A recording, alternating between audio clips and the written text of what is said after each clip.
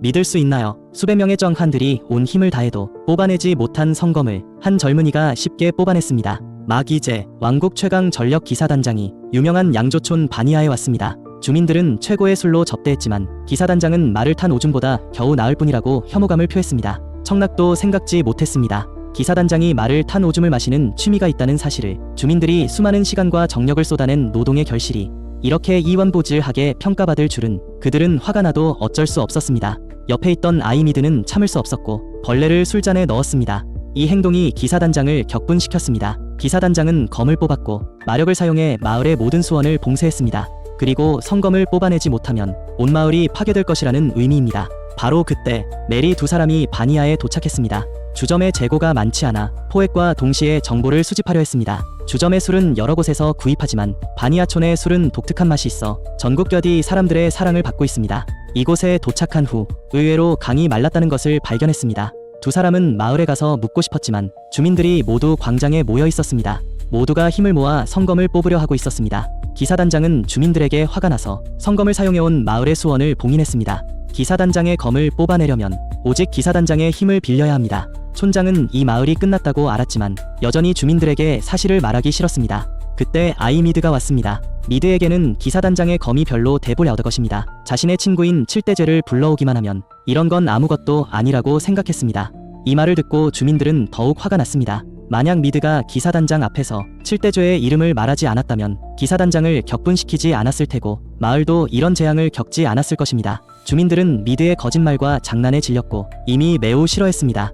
다른 아이들은 돌을 주워 미드를 공격했습니다. 아이들의 공격을 피하기 위해 미드는 메리에게 주점으로 데려가졌습니다. 메리는 미드를 위해 음식을 준비했지만 겉으로는 예뻐 보이지만 맛은 정말 끔찍했습니다. 메리는 미드에게 칠대죄에 대한 정보를 묻고 싶었지만 미드는 화티를 돌렸습니다. 그때 엘리자베스가 주점으로 돌아왔습니다. 엘리자베스는 촌장에게서 미드가 장난을 좋아하는 아이라고 알았습니다. 하지만 엘리자베스는 미드를 원망하지 않았고 오히려 자신도 어렸을 때 장난을 좋아했다고 이야기했습니다.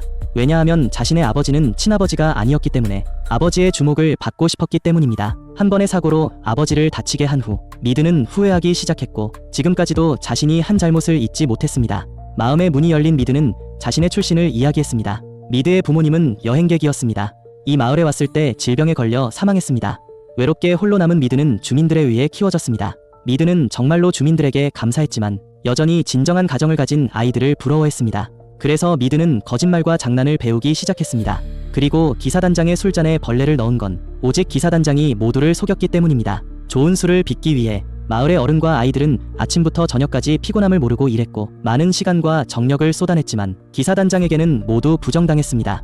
미드의 눈에는 기사단장이 좋은 사람이 아니었습니다. 칠대죄가 자신의 친구라고 말한 건 단순히 생각해서 그랬습니다. 기사단장이 추적하는 칠대죄는 분명히 나쁜 사람이 아니라고. 바로 그때 병사들이 마을에 왔습니다. 주민들에게 경고했습니다. 태양이 질리기 전에 성검을 뽑아내지 못하면 마을의 세금이 10배로 인상될 것이라고. 왜냐하면 주민들이 기사단장님을 모욕했고 심지어 칠대죄를 친구라고 주장했기 때문입니다. 이것은 그들에게 돌아올 바후이라고. 주민들은 기사단장에게 반박할 수 없었고 오직 미드가 한 모든 일을 원망할 수밖에 없었습니다. 미드는 광장에 가서 성검을 뽑으려 했지만 검은 전혀 움직이지 않았습니다. 주민들은 여전히 미드를 원망하려 했지만 촌장이 그들을 막았습니다. 그들의 양조 행위를 모욕한 건 미드가 아니고 미드는 단지 그들의 마음속 소리를 대변한 것뿐입니다. 주민들은 잠시 자책에 잠겼고 다시 모여 함께 검을 뽑으려고 했습니다. 비록 모든 주민이 힘을 썼지만 성검은 여전히 움직이지 않았습니다. 오직 옆에 있던 병사들의 비웃음만 자아냈습니다. 그때 메리가 나타났습니다. 병사의 술잔을 장언했고 술을 맛볼 줄 모르는 자허는 술을 마실 자격이 없다고 말했습니다. 주민들의 접대에 감사하기 위해 랠리는 성검 옆으로 갔습니다. 쉽게 성검을 뽑아냈습니다. 在场的所有人都吓呆了습니다. 밍밍只有 기사단장만 뽑아낼 수 있는 검을 이런 어린아이가 쉽게 뽑아냈으니까요. 봉인된 지하수가 성공적으로 솟아났습니다. 엘리자베스도 마침내 칠대죄의 진정한 힘을 보았습니다. 곤란한 상황이 해결된 후 촌장은 미드에게 용서를 빌었습니다. 주민들의 부르는 소리에 미드는 기쁘게 주민들의 품에 포포했습니다. 아무리 많은 거짓말을 해도 자신의 외로운 마음을 속일 수는 없습니다. 저녁이 되니 주점은 매우 붐비고 있었습니다. 엘리자베스는 웨이터로 도와줬지만 한 번도 집안일을 해본 적이 없는 그녀는 당황스러운 모습을 보였습니다.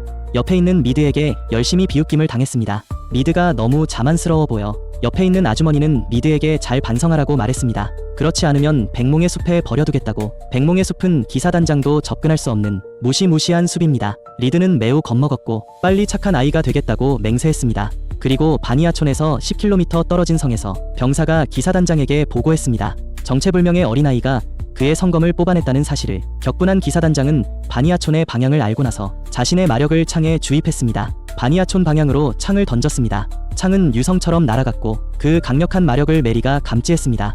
메리는 주점 밖으로 나갔고 세심하게 방향을 찾았습니다. 그 후 손으로 기사단장의 창을 받아냈습니다. 창의 마력이 모두 해제된 후 메리는 돌아서 창을 성으로 되돌려 던졌습니다. 한 줄기 빛이 번쩍인 후 성은 온통 파괴되었습니다. 이런 힘을 본 기사단장은 이기감에도 불구하고 태어났습니다. 이 창으로 그는 알았습니다. 7대조의 메리가 아직 살아있다는 사실을. 기사단장의 공격을 해결한 후 단장은 빨리 마을을 떠나자고 제안했습니다. 여기서 계속 있으면 주민들에게 위험이 갈 수 있다고. 기사단장도 가지 않는 백몽의 숲은 그들에게 피할 곳이 될 수 있다고 생각했습니다. 하지만 메리는 그들이 피하는 게 아니라 임무를 완성하는 것이라고 말했습니다. 백몽의 숲에는 분명히 동료가 있을 테고. 이후 다시 동료를 찾는 여정을 시작했습니다.